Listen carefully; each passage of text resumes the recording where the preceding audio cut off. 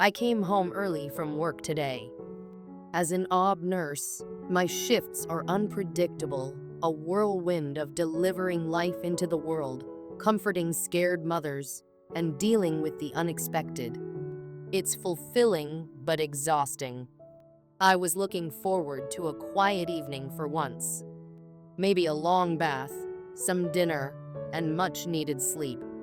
The weight of exhaustion hung heavy on my shoulders as I parked in the driveway, still wearing my scrubs. Nothing seemed unusual. At first, the garage door groaned open, revealing its usual mess. Tools strewn across a workbench, storage bins precariously stacked, and my husband's gym equipment gathering dust in one corner. But something caught my eye. Sneakers. Not just any sneakers, women's sneakers. Small, stylish, and undeniably not mine. A wave of unease washed over me. My stomach churned as if it already knew what my heart refused to acknowledge. My hands trembled as I stepped out of the car, the sound of my shoes on the concrete floor echoing in the unnerving silence. I tried to rationalize it. Maybe they belonged to a neighbor? Maybe I'd forgotten a pair of my own? But deep down, I already knew what I was about to walk into. For months, I'd sensed a change in my husband. It wasn't obvious at first, just subtle shifts that only someone who knows you deeply would notice. He started spending more time at the gym, coming home later than usual. He spoke of his fitness goals with an enthusiasm that felt different. Then there was her. He met her at the gym. At first, she was just someone he mentioned casually, a gym buddy who offered tips on form or suggested new protein shakes. But she began creeping into more conversations, her name punctuating our dinners, her influence hanging over his words like an invisible shadow. "You should meet her," he said one evening. "She's really nice, and I think you'd get along." Last week, he invited her over for dinner. I told myself it was harmless. I wanted to trust him. But when I opened the door and saw her standing there, my heart sank. She was beautiful, radiant in a way that made me feel invisible. Her long, toned legs seemed to stretch for days, and her effortless confidence filled the room like sunlight. I felt clumsy and inadequate next to her. I plastered on a smile, welcomed her, and tried to push the gnawing insecurity away. I'd been struggling with my self-esteem for a while. 12-hour shifts in a high-stress job didn't leave much time for the gym or self-care. My scrubs felt tighter than they used to, and my reflection in the mirror reminded me of someone who had given everything to her work and had little left for herself. One night, I tried to talk to him. I told him how I felt like I was fading in his eyes, how I didn't feel beautiful anymore. I needed him to reassure me, to tell me I was enough. Instead, he gave me a patronizing smile and said, "You just need to work on your confidence. I love you, and I'll always be loyal, but you have to love yourself too." His words stung. I knew he meant well, but they felt hollow like a band-aid on a wound that needed stitches. Now, standing in the garage with those sneakers mocking me, his words echoed in my mind. Loyal. Was he? The air felt heavier as I pushed open the door to the laundry room. The house was quiet. Too quiet. My pulse quickened as I crept through the hallway, the faint hum of the air conditioner the only sound accompanying me. Each step felt like a journey deeper into an abyss I didn't want to face. I climbed the stairs, my legs trembling under the weight of dread. With every step, a part of me begged to be wrong. Maybe there was an innocent explanation. Maybe. When I reached our bedroom, the door was slightly ajar. I could hear muffled whispers, followed by soft laughter. My chest tightened. Slowly, I pushed the door open. There they were, in our bed. He was with her, the woman from the gym. She was draped across him like she belonged there, her laughter ringing in my ears like a cruel symphony. Above them, a framed picture from our wedding hung on the wall. The smiling faces in that photo felt like a distant memory, a mocking reminder of vows now broken. Time seemed to stop. My world crumbled in slow motion as I stood there, frozen. They hadn't noticed me yet. I couldn't speak. I couldn't scream. My breath hitched in my throat as a tidal wave of emotions crashed over me. Anger, sadness, humiliation, betrayal. Finally, they noticed me. Her laughter stopped abruptly, her face morphing from joy to shock. He scrambled to sit up, his eyes wide with panic. "It's not what it looks like," he stammered, his voice desperate. Not what it looks like. The absurdity of his words fueled the fire raging inside me. "Get out," I said, my voice low and shaking with barely contained fury. "Please, let me explain. Get out." She scrambled to gather her clothes, avoiding my gaze as she hurried past me. I heard the front door slam moments later, leaving only the two of us. My husband tried to approach me, but I held up a hand to stop him. "Don't," I warned. "Don't you dare." Tears blurred my vision as the reality of the situation sank in. This was the man I had trusted, the man I had built a life with, and he had shattered it all for her. "You promised me," I whispered. "You promised to be loyal." He hung his head, guilt etched across his face. I didn't mean for this to happen. Didn't mean for what to happen? To bring her into our bed? To betray me?" My voice cracked under the weight of my anger and despair. "It wasn't serious," he insisted. "It was just a mistake." I laughed bitterly, the sound foreign even to me. "A mistake? You don't accidentally end up in bed with someone." "That wasn't a mistake. That was a choice." The silence that followed was deafening. I couldn't bear to look at him anymore. Every moment we had shared, every memory we had created, felt tainted. I turned and walked out of the room, his pleas fading behind me. Downstairs, I sank onto the couch, my head in my hands. The weight of betrayal pressed down on me like a physical force. Tears streamed down my face as I replayed the scene over and over in my mind. How had it come to this? Where had we gone so wrong?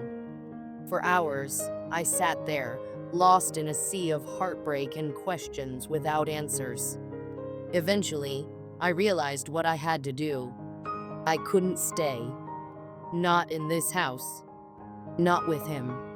I packed a bag with the essentials, leaving behind everything else. As I walked to the door, I paused. A part of me wanted to give him one last chance to explain, to fight for us. But another part knew it was too late. Trust, once broken, is nearly impossible to mend. I left the house without looking back, the cool night air hitting my tear-streaked face as I stepped outside. The road ahead was uncertain, but I knew one thing for sure: I deserved better than this. The journey to healing wouldn't be easy. There would be days when the pain felt unbearable, when the memories threatened to consume me. But I also knew I had the strength to move forward, to rebuild my life piece by piece. And one day, I would look back on this moment not as the end of something, but as the beginning of something new. I came home early from work today. As an OB nurse, my shifts are unpredictable, but I was looking forward to a quiet evening, maybe a long bath, dinner, and some much-needed sleep. The weight of exhaustion hung heavy on my shoulders as I parked in the driveway, still wearing my scrubs. I didn't expect anything unusual. The garage door groaned open, revealing the familiar clutter of tools, storage bins, and my husband's gym equipment. But something stood out: sneakers. Not just any sneakers, women's sneakers. They were small, stylish, and unmistakably not mine. A wave of dread churned in my stomach, the kind of dread you can feel in your bones. My hands trembled as I stepped out of the car, the sound of my shoes on the concrete floor deafening in the silence. Deep down, I already knew what I was about to walk into. Over the past few months, I had sensed a change in my husband. It wasn't anything drastic at first, just subtle shifts that only someone who knows you inside and out would notice. He started spending more time at the gym, coming home later than usual, and talking about his fitness goals with a newfound enthusiasm. I wanted to be supportive. I tried to be supportive. But then there was her. She was a beautiful, slender woman he had met at the gym. He talked about her casually at first, mentioning how she had helped him perfect his form or recommended a protein shake. Then she started appearing more frequently in his stories, and I felt a knot tighten in my chest every time her name came up. Last week, he invited her over for dinner. I told myself it was harmless, just a gym buddy. But when I opened the door and saw her standing there, I felt a pang of inadequacy I couldn't ignore. She was everything I wasn't: confident, effortlessly radiant, and impossibly thin. I tried not to compare myself to her, but it was like staring into a mirror that reflected all my insecurities. I had been struggling with my self-esteem for a while. Working 12-hour shifts in a high-stress job didn't leave much time for the gym or self-care. I was always tired, always running on fumes, and it showed. My scrubs felt tighter than they used to, and I avoided mirrors whenever possible. I tried to talk to my husband about it one night, hoping he would reassure me. I told him how I felt like I was fading in his eyes, how I didn't feel beautiful anymore. He looked at me with a mix of confusion and pity before telling me, "You just need to work on your confidence. I love you, and I'll always be loyal, but you have to love yourself too." His words stung, even though I knew he meant well. I wanted to believe him, but his actions were starting to tell a different story. And now, standing in the garage with the knowledge that I wasn't the only one who had been in this house today, I felt the air shift around me. My heart pounded in my chest as I quietly pushed open the door to the laundry room. The house was eerily quiet, except for the faint hum of the air conditioner. I made my way upstairs, my legs feeling like lead. With every step, a part of me hoped I was wrong, that there was some innocent explanation for the sneakers in the garage. But deep down, I knew. When I reached our bedroom door, it was slightly ajar. I pushed it open slowly, my breath hitching as I took in the scene before me. There they were, in our bed. He was with her, the woman from the gym. She was everything I wasn't, and now she was in the one place I thought was sacred. Above them, a framed picture from our wedding hung on the wall, its smiling faces a cruel reminder of the promises we had made to each other. My heart shattered into a million pieces. I couldn't speak. I couldn't scream. I couldn't even cry. I stood there, frozen, as the weight of betrayal crushed me. I turned and left quietly, my feet moving on autopilot as I ran back to my car. I didn't know where I was going. I just needed to get away. Tears blurred my vision as I drove aimlessly through the night, the world outside a hazy blur of streetlights and shadows. I pulled into a random parking lot and parked the car. For what felt like hours, I sat there crying, my sobs echoing in the empty silence. It felt like the world had stopped, but the pain in my chest was relentless, a constant reminder of everything I had lost in the span of a few minutes. I thought about the life we had built together, the moments that had led us here. The first time we met, the way he used to look at me like I was the only person in the room, the late-night conversations, the dreams we had for our future. It all felt like a cruel joke now. It's now almost 1 a.m., and I'm back at the hospital. My shift was extended, or at least that's what I told him when he called to ask why I wasn't home. I lied.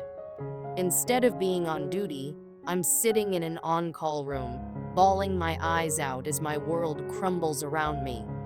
I feel so worthless, so stupid. Like this is all my fault. Maybe if I had been better, prettier, thinner, more confident, he wouldn't have done this. The pain and self-loathing are suffocating.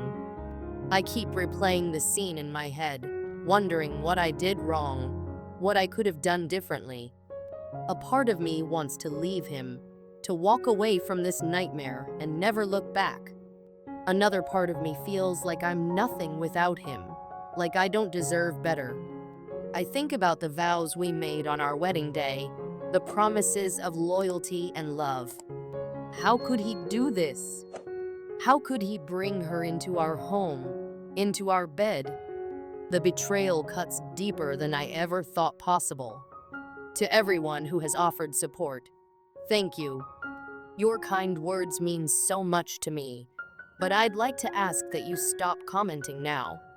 I've read almost everything, and while many of your messages have been comforting, some especially comments about my weight have been hurtful.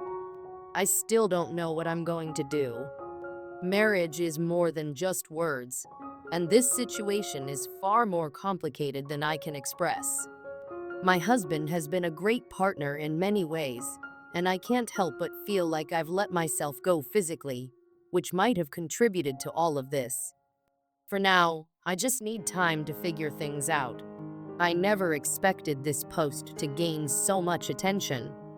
I'm grateful for the support, but please stop sending me messages about my weight or food habits. It's upsetting, and I'm already dealing with so much pain. To clarify, I had just finished a 12-hour shift when this happened. I hadn't eaten since 11 a.m. and was starving. After discovering what I did, I drove around for hours, crying and trying to make sense of it all. Please, understand that I'm doing my best to cope.